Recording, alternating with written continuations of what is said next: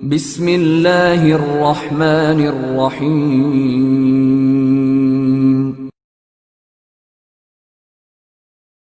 Wahai para suami, jika qadarullah rizki dalam rumah tangga terasa sulit, jangan lantas langsung berpikir bahwa barangkali ini salah istri yang tidak membantu suami, atau mengatakan bahwa istri tidak pandai dalam mengatur keuangan, atau malah sampai Anda memilih untuk berpaling mencari wanita lain karena menganggap bahwa istri membawa sial. Ini salah sekali jamaah. Kajian hari ini tolong dipahami juga para wanita, harus simak baik-baik, yaitu keadaan rizki rumah tangga terasa sulit jamaah, bisa jadi tidak hanya salah istri, namun keadaan rizki sulit tersebut bisa jadi karena Anda wahai para suami tidak paham makna ayat Allah dalam Al-Quran surah An-Nisa ayat 34, yaitu khususnya pada kata qawwamuna. Baik, saya jelaskan ayatnya karena banyak dari Anda mungkin selama ini hanya terpaku pada terjemahan saja sehingga tidak memahami karunia Allah dalam ayat ini. Bunyi ayatnya surat An-Nisa ayat 34, Ar-rijalu qawwamuna 'alan nisa. Kalau hanya terjemahan tanpa memakai tafsir, maka akan diartikan kaum laki-laki itu adalah pemimpin bagi kaum wanita.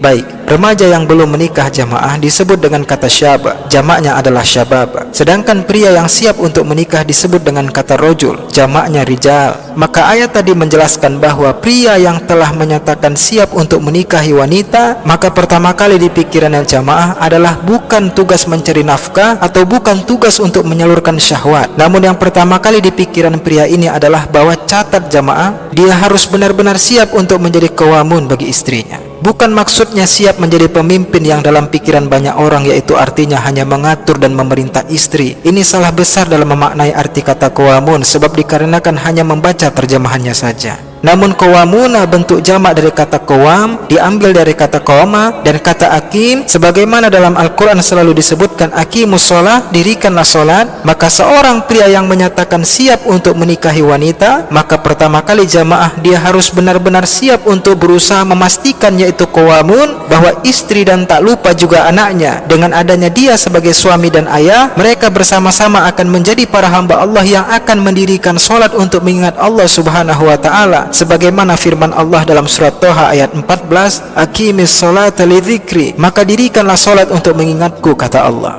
Sehingga jamaah, apabila makna qawwamuna ini telah dipahami oleh seorang suami, maka lanjutan ayatnya adalah bima faddalallahu ba'duhum ala ba'din wa bima anfaqu min amwalihim. Oleh karena itu Allah akan melebihkan kepada sebahagian mereka laki-laki, tidak semuanya, yaitu kemampuan memberikan nafkah dari harta mereka kepada istri. Nah, siapa laki-laki yang akan Allah lebihkan kemampuan tersebut? Yaitu mereka laki-laki yang telah memahami makna qawwamuna bagi istrinya, yang siap berupaya untuk sungguh-sungguh menjadikan keluarganya ahli sholat. Maka kemampuan untuk memberikan nafkah akan Allah karuniakan kepada laki-laki tersebut jamaah.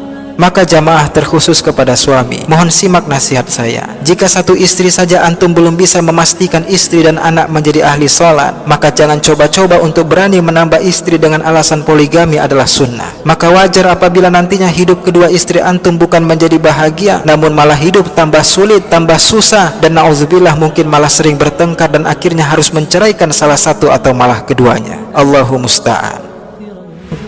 رجوتك عفوا ولا لي سواك